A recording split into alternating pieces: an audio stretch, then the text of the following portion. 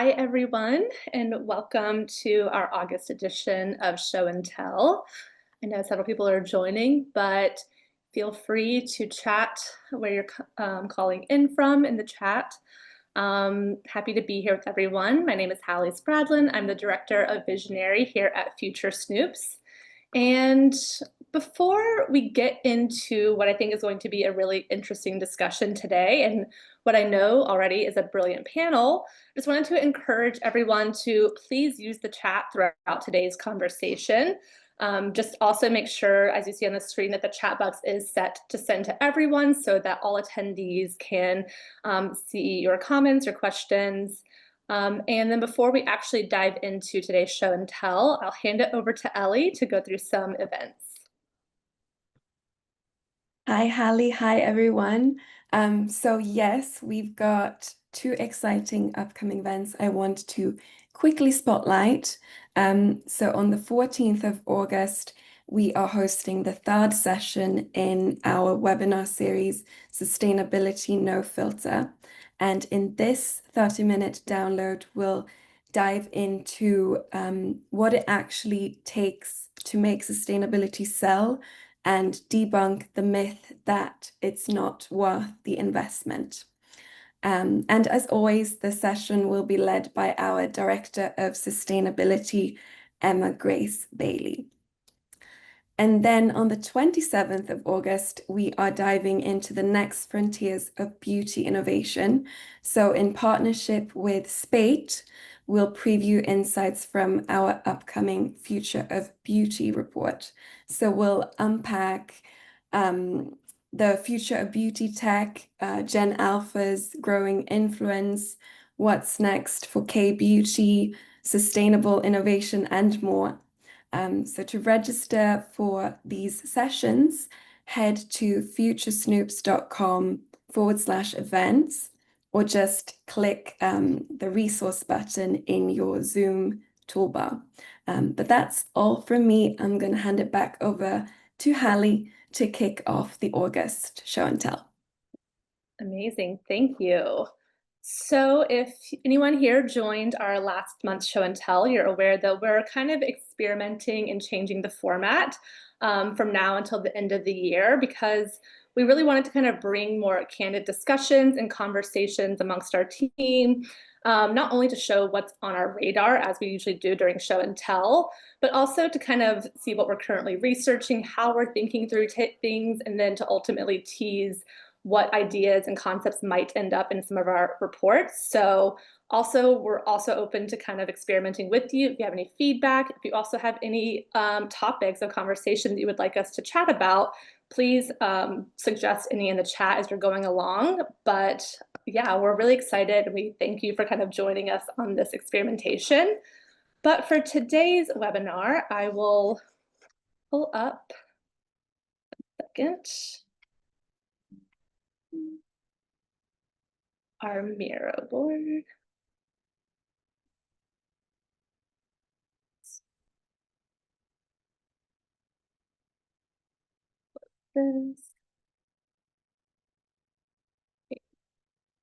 Sorry. Right. So for today's conversation, it is kind of sparred from what we were talking about last time, and how we have our visionary pitch day meetings, and there's so many amazing ideas that come from this.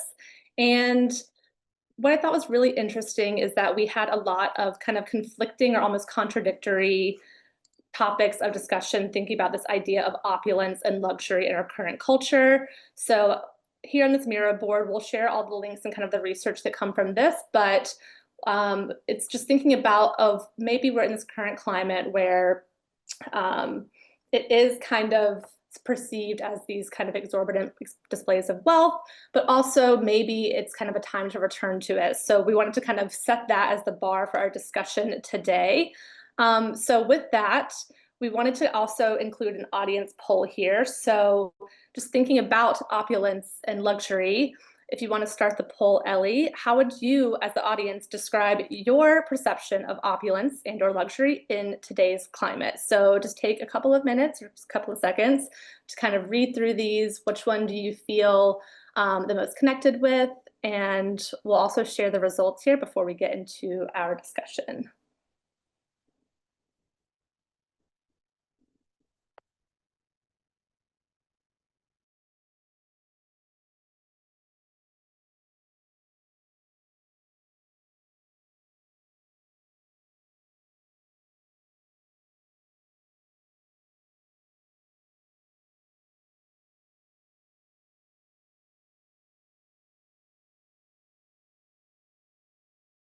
Maybe take about 10 more seconds to come up with your answer, and then we'll dive into today's discussion.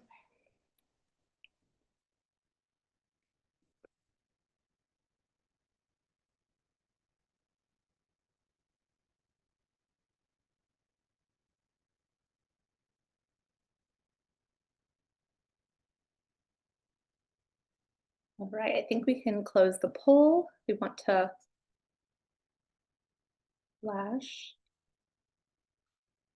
Okay, interesting. I feel like the weight of these answers kind of are the perfect ground for our discussion today. So I'm going to stop our share just so we can kind of see everyone here. And I wanted to open it up. I'll start with you, Robbie, because I feel like your pitch was kind of the first one where we were thinking, okay, so maybe we're kind of turning away from that because there is this cultural rejection of overt wealth displays, but also again craving this. So just want to hear your perspective and kind of your thoughts there, and then we'll kind of swing it around to everybody. Yeah. Okay. Hi, everyone. I'm Robbie Sinclair. I'm the VP of Fashion here at FS. I think this topic is really fascinating to me because usually it's something I'm personally very drawn to. Like I love opulence. I love kind of like obnoxious kind of displays of kind of craft and gold and gilded and Renaissance, and I love all of that stuff. But when we were doing so every season, the whole of the company gets together and we do what we call pitch day, where we pitch ideas of what we're feeling for. I'm just gonna take my headphones out. Can you hear me? Yeah. Perfect. Um, so we get together and do our pitch day where we kind of talk everything we're feeling for from a cultural perspective, what that means for design. And something that I was really kind of stuck on was this kind of like pull towards opulence, but then at the same time, I was like, there's something pulling me away from it because of the moments that we're in. There's wars, there's kind of issues around kind of people struggling financially. And I got to this point where I was thinking about this kind of state of flux. And I think we're really in this kind of moment of flux. On one hand, we've got these kind of like harsh realities where we are leaning towards being more practical, and then we've got this kind of escapist thing. So we want to kind of ease our kind of reality and our negativity with kind of little treat culture. So that's things like vacations or like small buys, like beauty products or just like little pieces of jewelry. And I think that's where kind of like the fantasy comes into play as like a distraction or a tonic to help us cope. Um, but then we have this cycle of kind of, okay, so we're feeling overwhelmed, so we reward ourselves with a little treat, and then we have this guilt, so we become more resourceful and we pause on spending, and then that cycle kind of continues. But I was thinking about this kind of notion of trauma and response, and if we think back throughout history, in these kind of moments of crisis, I think it kind of usually leads to this kind of like creative boom. So if we think about, I'm trying to remember my A-level fine art and art history kind of course that I did, but if we think about like the Renaissance period, which kind of came following the Black Death and the plague, so moments like that kind of spur this kind of boom in beauty and kind of overt kind of expressions of kind of fantasy and beauty. Also, that's the same with like the Baroque period. So that happened after like this one of the biggest European wars between the Protestants and Catholics. So after that, 30 years after there was a boom with Baroque, and that was kind of where the Catholic Church, who epitomizes kind of opulence, used this kind of iconography to push this notion of like awe and grandeur. So I think, and we also even I was thinking about like after the Second World War as well, we had like Dadaism, which led to Surrealism, and even though that's not like opulent, it's kind of got this huge element of like escapism and fantasy. So I think we're in this moment of flux between we're drawn to it as an escape, but then we have this kind of thing on our shoulder that's like you shouldn't be doing overt kind of displays of wealth in times like this. And so I think I'm kind of not for or against it. I think I'm flitting between the two, and I think that's okay. And I think that's what consumers are doing as well. Like they're drawn to the glamour and the opulence, but then they feel bad about it. And we kind of shouldn't, because it is giving us like this tonic um to kind of heal us some way. I don't know. What do you guys think? No, I think that's so valid. And I wanted to pose like kind of the next idea to Navara, because I know you're so deep in culture research and obviously you're like deep in the consumer and you see all of these conflicting feelings that people are reacting to. So what is your kind of take on where this is headed? Yeah, I feel equally conflicted to Robbie, and I think we are kind of seeing both sides being explored in terms of like the consumer side and cultural side. Um, we have published this report a couple months ago, kind of unpacking what we call the mid-lux market, or the rise of this mid-lux market. It's just that kind of within your mean or their means, and within this cultural context where I think conspicuous consumption is really coming under scrutiny, people are kind of finding their own definition of luxury and their own ways to like experience opulence. Um, so I think we're seeing luxury kind of take on more subtle forms, and a lot of that is kind of more experiential. Like Robbie was saying, maybe it's like a travel upgrade or like a nice dinner. And I think that's kind of speaks to another way that we're seeing opulence manifest, in that emotional satisfaction component is becoming a lot more important when it comes to what people are willing to spend their money on. So for example, with dining, I feel like the $20 salad kind of became ubiquitous, at least in New York. It's like you couldn't walk down the street without seeing like 10 places like offering bowls, like all these like fast casual chains. And like it does the job, it's utilitarian, it's healthy, but because people are really watching their wallets, they're not going out as much anymore. When they are going out, instead they're like going for something that's truly satisfying, like a steak and potatoes, or like a martini meal. And like I think it's easier now to like go to the grocery store, take care of all your essentials and your health needs. But when people want to go out, they want to feel like it's like an event. They want to feel the glamour. They want to feel like they're celebrating. So for me, in terms of like on the culture side, that's how I see opulence kind of taking shape. Um, I think as wallets continue to get squeezed, there's just less room for kind of like the middle of the road stuff. And I think as a brand these days, you have to truly stand out and offer something truly special in order to get noticed. And I think that's what kind of opens the door for us, I think, to see like these like little moments of opulence take shape across culture. Yeah, I think that's such a great point. And also I see that Holly asked a question, which I think leads greatly and really nicely into our next question is like, do you think this provides escapism in troubled times? And I know that this is something that both you, Lisa, and Maria kind of spoke about in your original pitches. So I'll kind of throw that question to you if you want to start, Lisa, and then anyone can jump in. Yeah, I agree. I'm definitely like torn between the two kind of directions, but I also think that one, we should question like what is luxury? I feel like that means something so drastically different to so many people, so many brands, so many like ways to approach it. But then equally, I feel like luxury versus opulence. Opulence feels like the next step on. It feels like the more extreme version. It feels like that maybe something is to feel like guilty over. But I do feel like in this kind of tumultuous times, we do need the escape, like we're saying. I feel like older generations would live to have a wonderful like pension and retirement plan, whereas I feel like the younger generations are more like concerned about what that looks like, and maybe especially what we're going through, like kind of celebrating living in the moment and celebrating what we have in this moment. So not saving an outfit for a special occasion, but actually like wanting to wear it just around the house. And I know this is also something like we explored. We had a I think it was called Fear into Fuel, that we had like a webinar series in relation to COVID. And I feel like it's a very similar state that we're in now. We're in this like fearful, anxiety driven space. And to Robbie's point, I think when times of history has been the same, there's normally like a rebellion to celebrate those like in between moments, or not even in between moments, but just try and find the joy.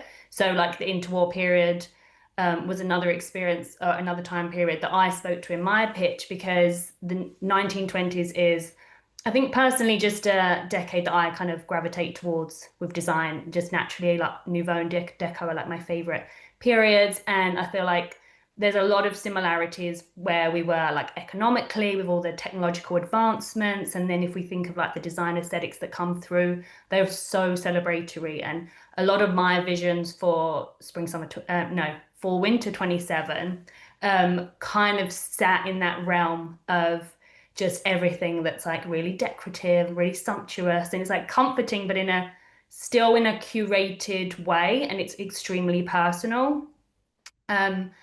So yeah, I just think questioning like the idea of luxury, of whether, like I mentioned to the team, like I went to a V&A exhibition like literally 10 years ago, which ages me. But it was all about like questioning what is luxury, and it divided into like time, craft, material, imagination.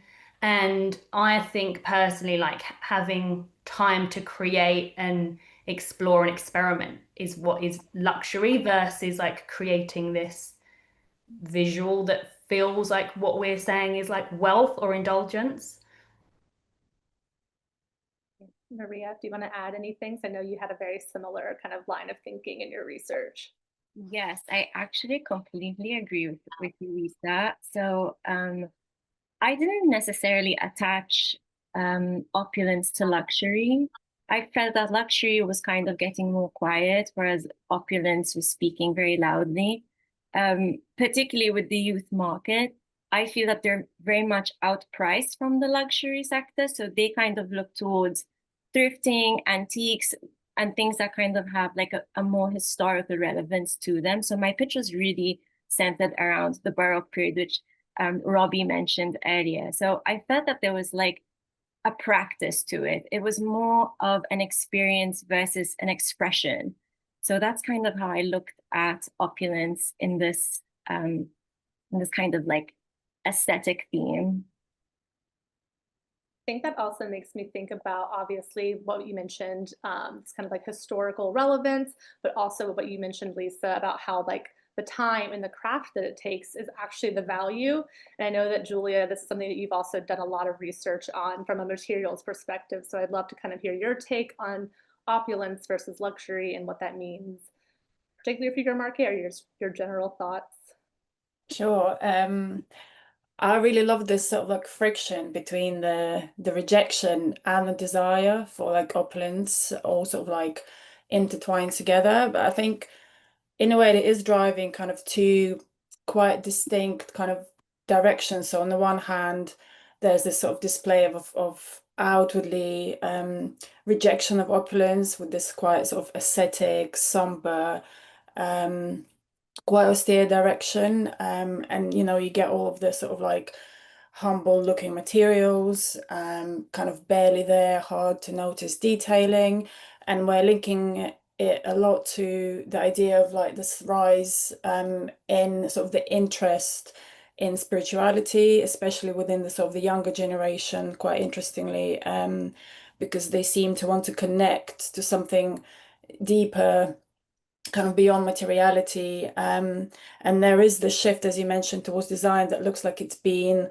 sort of painstakingly made, almost in like in a sacrificing kind of way. And I kind of relate it to maybe this guilt that people feel about overconsumption and being sort of overtly opulent. But then on the other hand, I think there's also this thing happening where people have become quite disillusioned with this sort of like quite luxury that we've been sort of seeing for quite a long time, and it's been dictated by the sort of the high-end brands, and particularly now that they're sort of being scrutinized for sort of unethical labor, and actually quite cheap materials when you start to investigate them a bit sort of closer. And I think people are craving, because of that, they're sort of losing interest in this quite luxury, and they're craving things that are sort of more, or provide more obvious value, and sort of materials and surfaces and products that kind of really show evidence of hand, evidence of artisanship, things that really sort of like took time to make, and that's very obvious. And also, you know, there are recent studies, they're not new, they've sort of been happening for a while, but there's more and more coming out, and they're suggesting that price is not an indication or an indicator of quality. And some of the sort of most expensive items, if you compare things like basic t-shirts, the higher priced ones, the premium and the luxury ones, are actually performing much worse than the cheaper ones in many cases. So I think because of this, I'm seeing this emergence in sort of like lavish materials and textiles, and it's notably coming through in sort of like emerging and new designers, and they're kind of rewiring this idea of traditional luxury. And I think sometimes it's done in a bit of like a ridicule kind of way. And I think they're informing this sort of like downshift of luxury in design that at first looks very much traditional and opulent, quite historical. You know, we're talking about jacquards and tapestries, embellishment, embroideries, and all of that. But then when you look much closer, that you can see techniques like needle punching instead of, you know, jacquards, and then you're seeing like woven paper as a material instead of silk or like short silk. We're seeing hammered metals rather than sort of like, you know, crystal laden surfaces. And I think it's a lot to do but with sort of democratizing luxury and making it more accessible. And then kind of now that, you know, the V&A has opened up a new location, and they're opening up this like massive archive of history, and it kind of all feels like we're kind of going towards this more democratizing and more kind of inviting sort of an invitation to looking at history and sort of classic materials in a new way. Yeah, I really love that. I also just love the whole angle that like we were kind of like taught that opulence is like this display of wealth, but once you actually look closer to it, is it's actually like an appreciation and like a reverence for the artistic value of it, which I think is a really great thing. Because I mean, like a lot of my feed right now is just talking about how we're like very close and maybe already there to this like anti-art and anti-intellectual kind of movements, and then just bringing back and embedding the beauty back into design. I mean, even like what you're talking about with like spirituality becoming bigger, I think that just like so many places of worship are just so beautiful for like beauty's sake. It feels sacred. It feels like a place that you want to go just to like breathe and escape and like worship the beauty of it, if not just like whatever's like the spiritual aspect of it is. So I just love kind of this idea that we want something to revere. We want meaning within our design again in our worlds. I would say I feel like there's like, for me at least, like there's an appreciation that kind of ties onto this conversation of luxury. And I can kind of approach it in like an art perspective. So whenever I go to an art show, like I was at Art Basel in June, and you know, you walk around the show and there's Rothko's, there's Picasso's, there's all these like huge pieces that people are asking, how much is this worth? And people are just staring at it because of the name, because of who's painted it. But I kind of like brush past those, not because I'm not interested, but the pieces that are the most interesting to me are the pieces that are like, I'm like, what is this? I want to know more. And then more importantly, when there's the actual artist there, or like someone representing the artist at the gallery, and they're like, let me tell you the process, let me tell you where this has come from. And like, you can walk around this show and kind of very interpret it in your own way, and you get your emotional feelings for what looks good and what you'd hang up in your living room and what you definitely can't afford. But then there are these other pieces that don't even look like much when you first kind of glance by them, but then when you hear their story and their process, there's just so much more value. And to me, that is the type of luxury that I would wish to have in my home, because it spoke to me, and I can really appreciate the time it's taken, but sometimes not even the time, but just the story behind it and the intention. Yeah, I think that's a great point. I feel like the connection between opulence and the more spirituality kind of side of the discussion is really interesting. And I think that we tend to have kind of an idea of opulence being connected to selfishness if you're doing it only for yourself. And so it being related to, this isn't for me, this is for my God, to show my appreciation and to like create offerings for them. It kind of allows you to take a different headspace. And so I think throughout history, people have been more willing to like create art. Art always used to be about religion and everything like that. So the way that it's not for me, it's for someone else, so that makes it okay. But if I'm doing it, I'm spending all this time on myself, I'm putting in all this effort and these materials, and it's all just for me to look at. I was just gonna say, I love where this conversation's going. I think I feel like there's a huge element of like rebellion, and I feel like for like the common person, which is us, to like dress in opulence, I think it's quite rebellious and kind of punk, because really, if you think about it, opulence wasn't meant for us. It was for like royals, it was for aristocracy, and it was created by, the reason why those places of worship are so opulent is to create that sense of awe, to maybe get us, the commoner, to go to those places to kind of experience that kind of beauty and something that feels quite unattainable for us. But I think opulence has become more accessible to the average person or the consumer, because you can achieve it in ways that maybe isn't like jacquards or brocades or really expensive fabrics. It's about like, it's become like an aesthetic. And if we think about opulence in fashion, we can reference people like, Moschino, like Jeremy Scott from Moschino, where we think of it in quite a tacky way, and it almost like flips it and turns it on its head. And I think that's like a really interesting space. So I think like opulence and luxury are very different things. And I think luxury now means labels. And like to your point, Julia, like the people are kind of starting to think, wait a minute, this is is this a trap? Like, are we being sold something that isn't worth the money? And I think opulence is something that people who are working class can achieve in a way, so it almost feels quite rebellious. So I think I love that kind of side of it, because people are kind of saying, wait, I can have a slice of this regardless of my pay packet. Like, I can go out and get something vintage and piece it together. So I think there's something quite fascinating about that. And I like the fact that it kind of, we're taking something that wasn't really meant for us. I think it's quite cool. Yeah, I think also, do you want to go ahead, Navara? Oh, I mean, I was gonna say, if you kind of even look at where people are co-opting those traditional markers of luxury, like a Birkin bag, for example, it's more about the flair you put on the Birkin bag. There's like an element of like rebellion and playfulness and like cheekiness and like really owning it and making it your own too. And even looking at like in terms of like tacky notions of opulence, like the rise of Pucci is almost like a performance. I feel like people are kind of turning it into like an ironic statement instead. But also, like, if you kind of remove those intellectual layers, it's like Pucci, it's fun, it's like bold. You really have to like have some self-assurance in order to get away with wearing it. So like in that sense, like I think, yeah, like I feel like there's more of this like self-expression element to it, and this also like kind of like performance, like exaggerated element to it as well.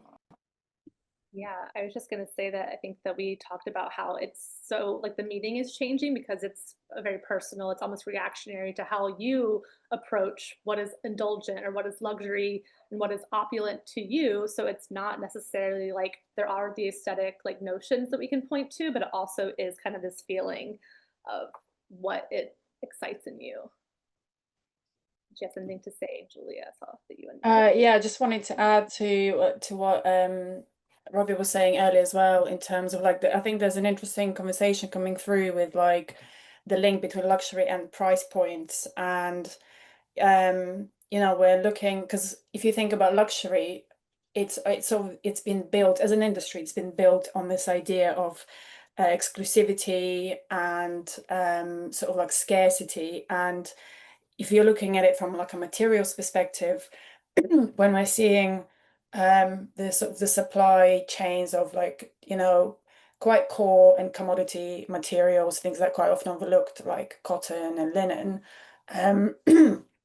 the prices are fluctuating, the supplies are really unreliable and sporadic because of like the climate change, and obviously there are the geopolitical tensions and issues as well. So like the pricing of those materials that used to be pretty much basic are now dictating the fact that they're entering this like luxury area. And if you consider looking at things that you know, like transparent supply chains and like ethical labor, and put it all together, those become really expensive materials. So, I mean, we've started seeing obviously a lot more of like linen within couture and denim within couture, and I think it's all linked to like value versus price versus artisanship versus traceability and transparency as well.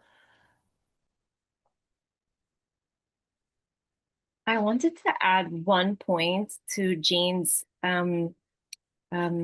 talking point about that spirituality essence, because when I was doing my pitch for Pitch Day, which was more on the Baroque side, one thing that I kept seeing was this parallel between science growing at a really fast rate and technology in our case, and it also simultaneously triggers the conversation of who we are as humans and our own inner spirituality. So I can totally see how opulent spaces that kind of are very awe-inspiring become more of a like self-soothing need to have at this moment.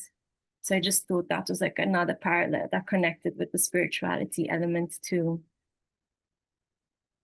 Totally. Yeah, there's also so many great conversations happening in the chat. I wanted to bring this question up for the panel, maybe from Alea. I'm sorry if I'm not pronouncing that correctly.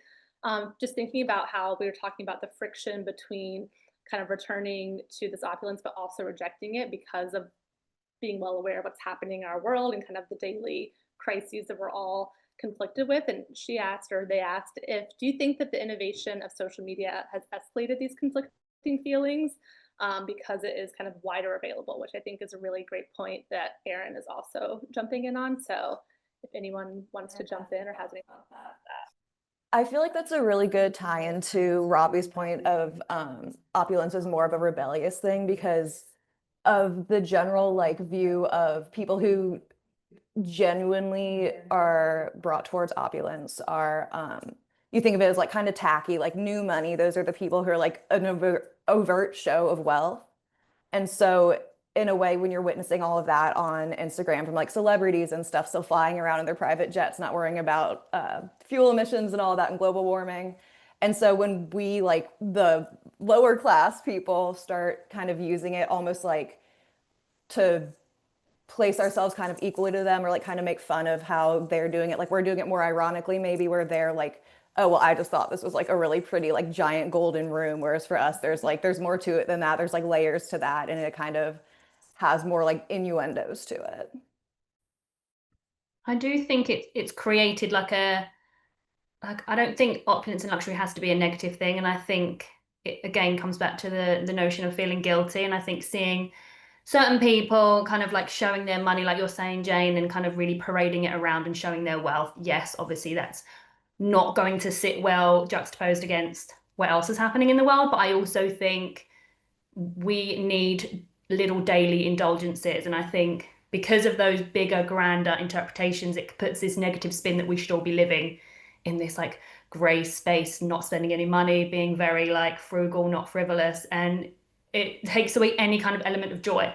So I don't think we have to be avoiding luxury and indulgence. I just think it's very much a personal journey, and it doesn't have to be like, I think it's really interesting, this conversation. I feel like we could have a whole series on this because there's so many different tangents and directions we could go in. And I'm pretty sure like each of us, the way we imagine indulgence is so different as well. Like, yes, we've spoke about like the Baroque and the church and how that could look, but there are so many different interpretations that I think we could kind of feel ourselves for indulgence. Just to touch on this sort of pleasure versus guilt kind of conversation, I'm also seeing in like materials, because there are these new innovations, sustainable innovations, or sort of a lot more sort of like low impact innovations coming through in glittery materials, or like shine, pearlescent finishes, sequins, you know, all bio-based, biodegradable.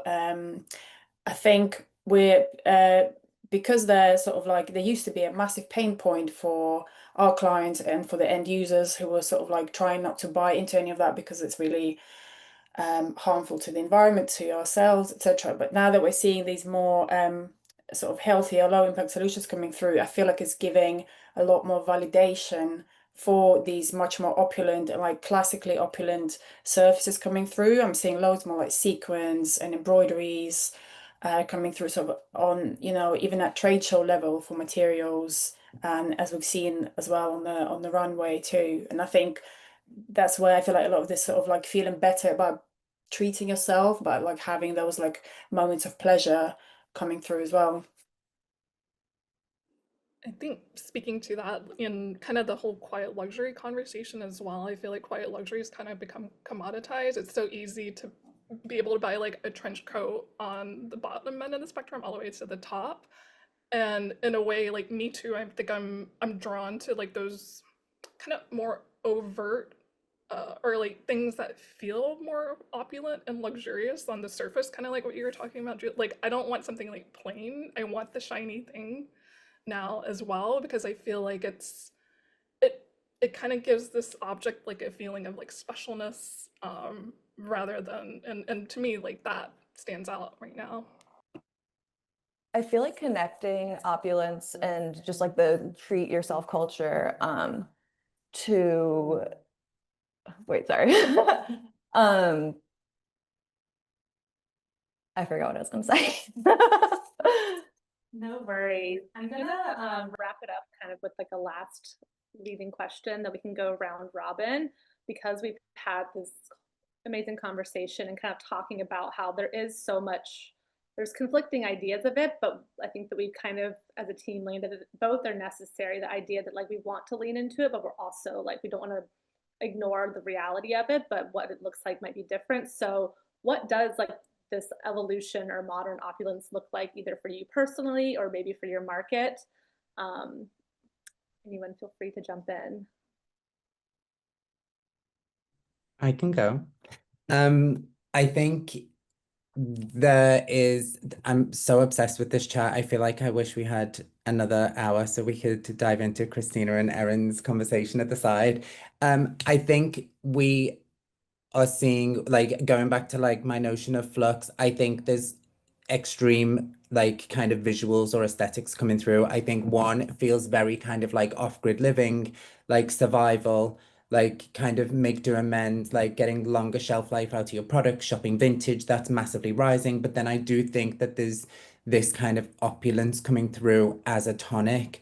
So things like vintage pieces of jewelry to kind of elevate the bit on this side, which feels more practical. And it's this kind of go-between. I think one is kind of rewarding yourself for kind of dealing with all of the stuff that's happening. I don't know, I think it's really interesting. I'm going off topic slightly, but just that conversation around the White House, I think that is like the perfect example of like bad opulence. It's kind of in times like this, it's just so out of touch.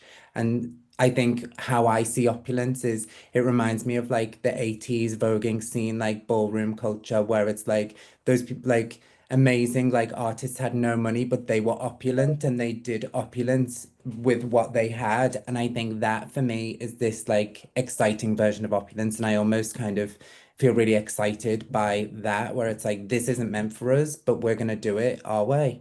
So I think we're going to see really nice notions of that coming through. Not the Gilded White House, which is a big no from me. That reminded me of what I was going to say, actually. So connecting guilt to the little treat culture, it's like that's kind of us making it work for us. Like that's our version of opulence that we can get. And like people trying to make us feel guilty about that is the similar thing that's been going on for like 15 years. Everyone's saying like millennials can't buy houses because they're buying avocado toast. It's like, that's just not how it works. And like, you need to find the small bits of pleasure where you can, when you can. Yeah, and I just wanted to add that I think for me, I think opulence and the sort of the idea of luxury is not necessarily going to be or is linked to the aesthetics. I think it's more to do with what you're buying into. And like I mentioned earlier, the sort of the transparent supply chains and more ethical materials that will make people feel better about buying certain things, whether it will be in a sort of overtly opulent aesthetic or whether it'll be something very quiet. And I think we're still seeing this like high-low dressing coming through too, where these opulent pieces are mixed in with more sort of like day-to-day real pieces just to make it more digestible and more accessible. So I think it'll be interesting to see aesthetically where it will go, because like in our current lifestyles, you know, where do we have the opportunity to wear these really lavish things? Like where we're going to start seeing them, sort of like on a daily basis on the tube or the metro or wherever, or is it going to be more like occasion specific, occasion basic? I don't know. So I feel like the jury's out. It'll be interesting to see how it develops aesthetically. I was going to add, I actually think that opulence will just manifest into a daily practice in a very similar way to how we got used to seeing Nara Smith wearing a ball gown to make toast. I feel like that is how we will interact with opulence. So maybe it's not associated to luxury exactly, but it's more of this practice of how you want to like celebrate your everyday, like your daily life. So I kind of see it going into that direction.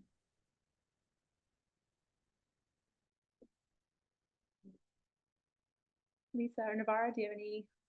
Yeah, I mean, I kind of agree. I think someone talked about maybe a lot of this revolution happening offline too. I think that in itself is like a luxury, you know, not feeling like you have to perform for social media and show off. And I think maybe that might be like a nice evolution of kind of the scrutiny around conspicuous consumption, is maybe people will just keep more of their lives offline. But kind of going back to what Julia was talking about in terms of price points and value and all that, I feel like, you know, there's room for both of these to happen at the same time, because people are constantly negotiating where they can save, where they can spend, where they can be bolder, where they need to like cut down. And also, you know, they're kind of using kind of like the social barometer too as a factor to, in terms of like how they express, you know, what they're doing, what they're buying, things like that. So yeah, like I think, you know, like you were saying, it's right now opulence and luxury are kind of reactionary, but I also love the sentiment of, you know, like Maria said, we'll find our own ways of experiencing that, hopefully in our daily lives.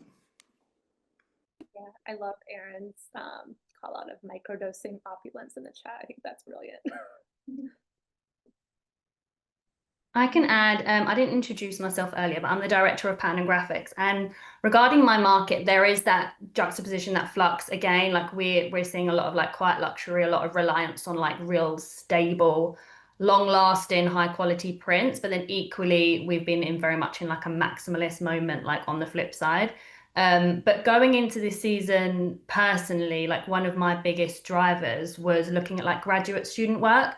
And I think for me, like finding, like, there's just a big shake up, I feel like, in the design space at the moment anyway. Like, I feel like our pitch day was one of the best we've had in seasons. Like, I feel like just everyone came with like just really different, but like just gorgeous ideas. And I feel like obviously, like, there's so many fashion houses that have had a bit of a shake up with like creative directors like Jonathan Anderson at Dior and like Dima at Gucci, and obviously Anna Wintour leaving Vogue. So I feel like there's this, that we're in this time and space that's like inviting us to create and indulge in finding our own path. And like, I think when I looked at the graduates' work, the most, I think, luxurious thing about their process is that they have not unlimited time, but they have like more time to mess up, to experiment, not to meet the criteria of their demographic they're selling to. Like, it's very much like for their own cause.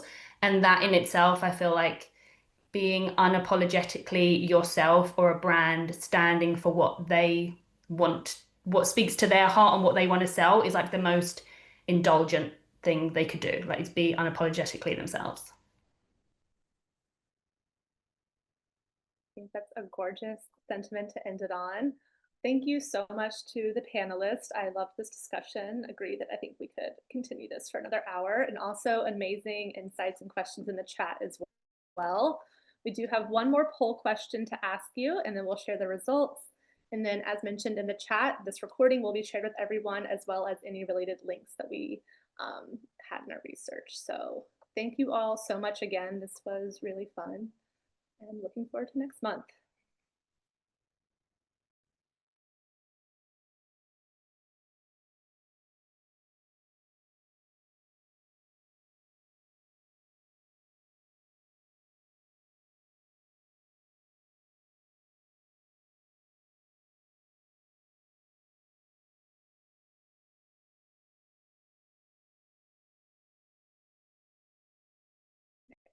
We want to share the results very quickly, and then sign off for the day.